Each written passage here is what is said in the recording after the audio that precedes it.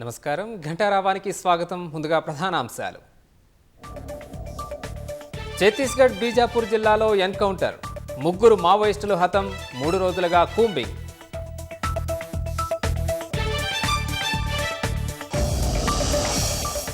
కశ్మీర్లో భద్రతా దళాలకు ఉగ్రవాదులకు మధ్య ఎదురుకాల్పులు, బుల్లెట్ గాయాలతో ఓ జవాన్ మృతి.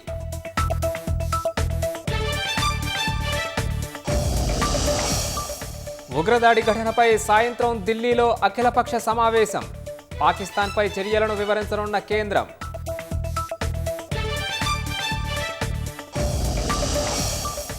భారత్లో పాకిస్తాన్ ప్రభుత్వ ఎక్స్ ఖాతా నిలిపివేత, ఉగ్రదాడి ఘటన నేపథ్యంలో కేంద్ర ప్రభుత్వం చర్యలు.